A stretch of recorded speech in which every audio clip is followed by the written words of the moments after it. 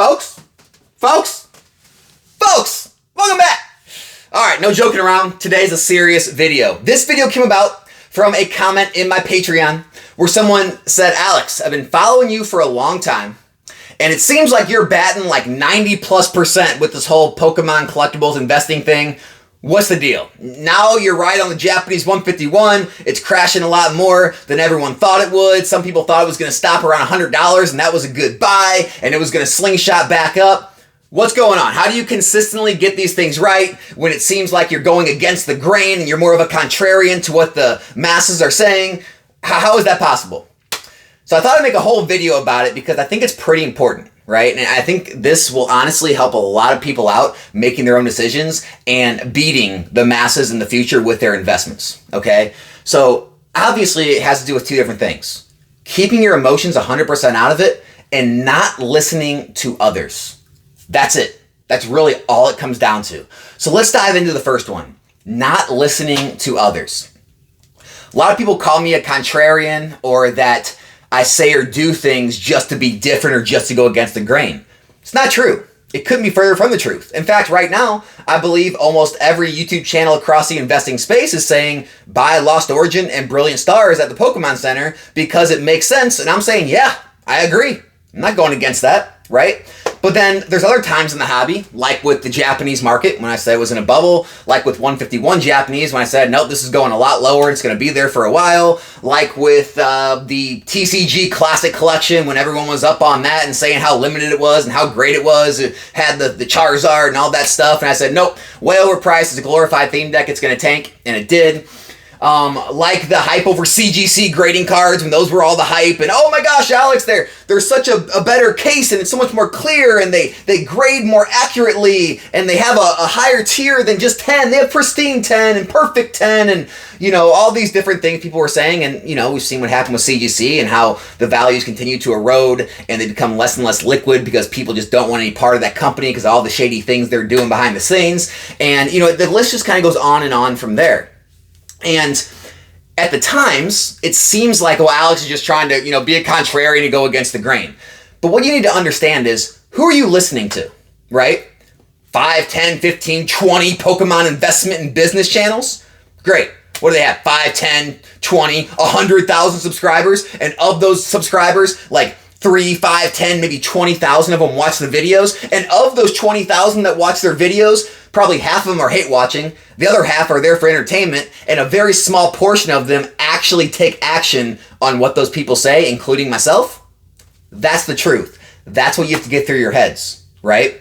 You need to stop worrying about what these investment YouTube channels say, including myself, these business YouTube channels, right? The people in their Discords and in the comments and in the chats and on these online forums, guys, they're not important.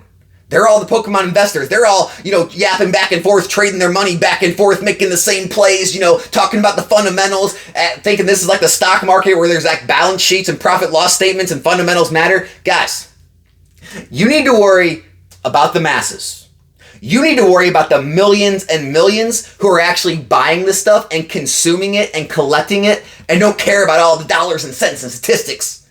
That's who you need to worry about. And that's what I've always done with my investing, is I've tried to predict with educated guesses where that money's going. I don't care what all the hardcore businesses and investors are doing. Why would I care? That's just a small portion. I don't care where that little bit of ball of money's moving around. Who cares? The big ball of money is out there with all the normal people. Once you get that through your head, you'll put a lot less stock in what all these people say. And I don't care how long they've been in the hobby. I don't care what their net worths are and how much money they own in Pokemon. I don't care how large their businesses are and how many sales and things they can show that they do every year.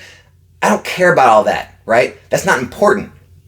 What's important is understanding where the flow of money goes in these collectible markets, right? And the flow of money isn't dictated by fundamentals and profit loss statements and balance sheets. And the flow of money is dictated on what the masses want.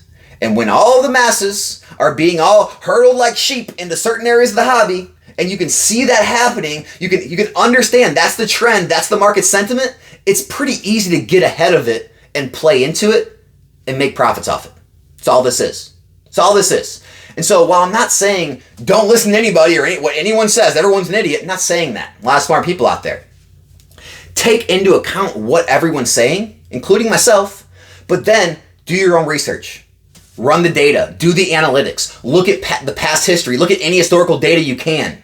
Try to look around at what the market's doing, what people actually like, where things are moving. Make your own decision based on all the data. Don't just listen to some YouTubers, go in their Discord, and everyone in their whole Discord is like an echo chamber. They're all saying the same exact things, and you're like, well, I guess I'll do it. You almost get peer pressured into it. It's like being in high school and going to your first party and being like, well, everyone else has got a beer in their hand. I guess I'll drink. Like, that's almost what this Pokemon community seems like. It's like everyone almost tries to peer pressure everyone into doing the same thing as everyone else. Because, oh my gosh, if you don't do that, you're stupid. If you don't think this way, you're stupid.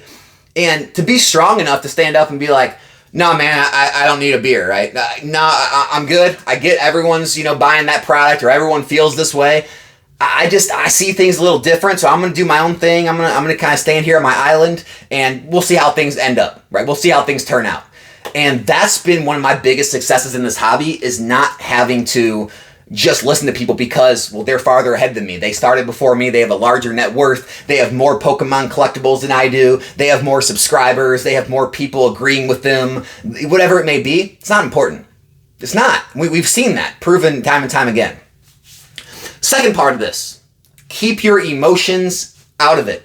Such a overused statement. Everyone says it. The only problem is it's much easier to say than to actually do. Because when you're in the moment, you don't even realize it, but your emotions are in it. I'll tell you what I'm talking about. Right now, any Japanese Pokemon business, most of the people running those businesses are selling those boxes. What are they saying? Guys, this isn't that bad. These are great buying prices. I mean, $151, $100, $120. This is crazy low. This is half what it used to be. Great buying opportunity, right? I don't see it going much lower. Do they really believe that? Maybe. Maybe some of them do. Or are a lot of them trying to convince themselves, right? Trying to convince themselves and hold on to hope that it's not going to keep going lower and it's not going to stay stagnant, right?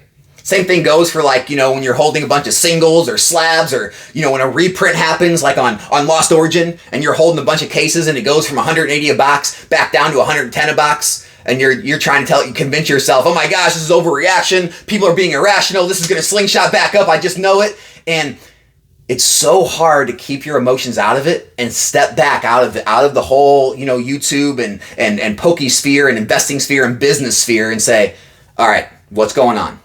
Why is this happening? What's the market sentiment? Why are people dumping? Is this going to slingshot back? Is this going to be a more severe problem? And you're not going to always get it right? That's you need to get out of your mind right now, right? You're not going to always get it right. What this whole investing thing is getting it right the majority of the time and getting it wrong the minority of the time. And as long as you can consistently do that and get as close to the bottoms as you can on your entry points and get as close to the tops as you can on your exits, that's all you're trying to do. No one's perfect. You're not going to be, if you're trying to be perfect with investing, find something else. This isn't for you. But keeping your emotions out of it as a business, right? It's hard because your financial livelihood's attached to it. As an investor, it's hard because when things go down, you're losing money. Even though it's on paper, it's not actual money, it's just you're losing valuations. It still hurts, right? And you can convince yourself, no way, no, that card is undervalued now. This is getting way too down. I'm going to start buying at the market. I'm going to try and buy up the market to push it back up. And maybe you try to do that and it keeps going down and you start running yourself ragged instead of stepping back out of it and saying, look, I love the card. I think it's undervalued, but let me see. Let me see what other people think. Let me see what other people are saying. Like, why is this dropping?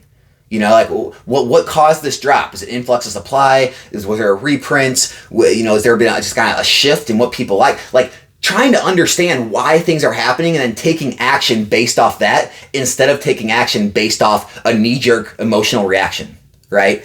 Again, not always going to be right.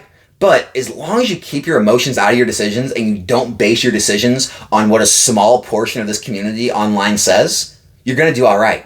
Because that's the biggest thing you need to keep in mind, guys. This whole community, this channel, the people who watch this, the people who watch large channels with 100,000 subscribers, go look at their videos. A lot of their videos get 10, 20, maybe 30,000 views. And you gotta think, of those views, a lot of people aren't even really listening. They just kind of have it playing. Some people are hate watching, right? Some people are just getting entertained. They just want to throw something on to fill the silence. And a small portion of those people may actually take action and actually, believe what they're saying and whatever it may be. And so you're talking about a small portion of a small portion of a small portion of the entire community, and you're worrying yourself about what that little ball of money thinks. Do you see how stupid that sounds now? And that's why, through all the debates and all the controversy and all the hate that I've experienced in my YouTube career, it never affected me. It didn't bother me when it came to the positions I was creating, the things I was buying, the things I was selling, the things I believed, is because I understood this. I understood this fact that it doesn't matter how important these people think they are, or other people in the community think they are. It doesn't matter, how smart they think they are, or other people think they are. It doesn't matter how long they've been around. It doesn't matter how big their collection or inventory is. It doesn't matter how big their business is. It doesn't matter how much sales they do. What matters is who are the people buying from them, right? Who are the people that are actually raising the market prices on these things? Because it's not us. It's the masses. It's the consumers. It's the people who are actually consuming, opening this stuff, collecting it, not letting it out of their sight, not worrying about the market going up and down. They just want the freaking card. And that's why you can see alt arts doubling in price and still having almost none available in the market, is because those people don't care that it went from $100 to $200. They want the card. They want it. They didn't care that when they spent $100 on it, they didn't care about, oh, you could have bought it raw and then graded it and made a margin, or, oh, you could have found it cheaper on Facebook. Why'd you buy it on eBay? They don't care. They have the money to spend. They want to consume it. They want to hold it. It's important to them. And that's all you need to know. That's it. And those are the people that run these markets, guys. I hope this video helped. I hope it helps you, kind of be more successful in this hobby. Don't just listen to others. Don't let your emotions rule you, and you'll be successful investing in not just this hobby, but investing anywhere. That's all I got, guys. Hope you enjoyed the video. Be back here in a new one soon. I'm out.